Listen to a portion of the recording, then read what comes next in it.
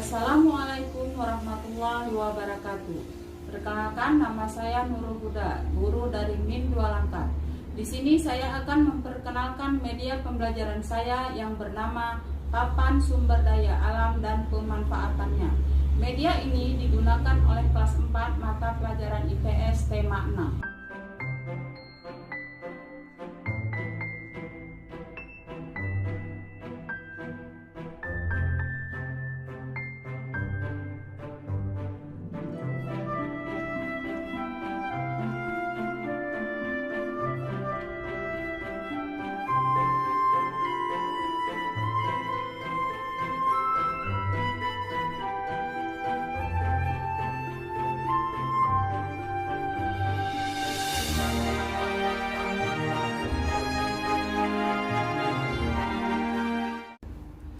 Pada media ini ada dua bagian, yaitu bagian A dan bagian B.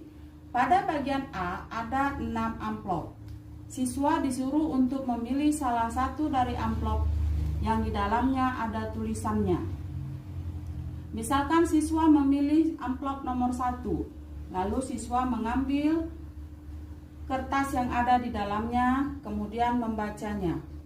Setelah membacanya, siswa diminta untuk mengidentifikasi dari manfaat sumber daya alam yang ada di dalam tulisan tersebut. Dan kemudian siswa mengidentifikasi manfaat dari sumber daya alam minyak bumi. Dari sumber daya alam ini, kemudian siswa mengidentifikasi mana sumber daya alam ini yang termasuk ke dalam sumber daya alam yang mana. Kemudian selanjutnya siswa diminta kembali untuk memilih amplop yang ada di papan. Kemudian siswa mengambil tulisan lagi yang ada di dalam amplop tersebut. Selanjutnya siswa mengidentifikasi apa manfaat dari sumber daya alam yang dibaca dari kertas yang diambil dalam amplop tadi. Lalu pada bagian B ada sumber daya alam yang dapat diperbaharui dan sumber daya alam yang tidak dapat diperbarui. Di sini ada beberapa gambar sumber daya alam. Jadi nanti siswa disuruh menentukan gambar sumber daya alam ini termasuk sumber daya alam yang dapat diperbaharui atau yang tidak dapat diperbaharui. Contohnya gambar hewan ini. Hewan ini termasuk contoh sumber daya alam yang dapat diperbaharui. Jadi sumber daya alam yang dapat diperbarui ditempelkan ke papan sumber daya alam yang dapat diperbarui. Selanjutnya tumbuhan. Tumbuhan sama dengan hewan. Tumbuhan dan hewan merupakan salah satu contoh sumber daya alam yang dapat diperbaharui. Jadi tumbuhan ditempelkan ke papan di kolom sumber daya alam yang dapat diperbaharui.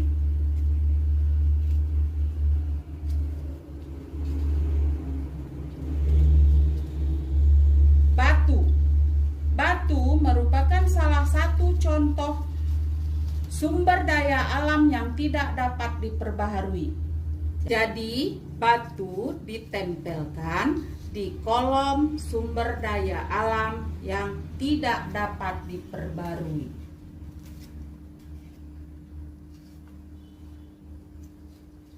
Minyak bumi. Minyak bumi merupakan bahan tambang. Bahan tambang adalah contoh sumber daya alam yang tidak dapat diperbarui. Selain minyak bumi, ada juga emas, ada juga batu bara. Selanjutnya minyak bumi termasuk ke dalam sumber daya alam yang tidak dapat diperbaharui. Kemudian emas termasuk juga contoh bahan tambang. Bahan tambang merupakan sumber daya alam yang tidak dapat diperbarui.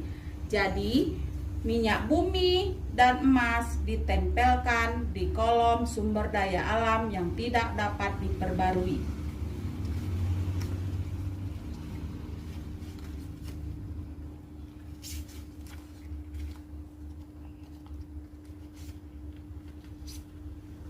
Begitu juga dengan gambar-gambar yang lainnya. Siswa diminta untuk memilih gambar tersebut dan menempelkannya di kolom sumber daya alam yang dapat diperbarui atau sumber daya alam yang tidak dapat diperbarui.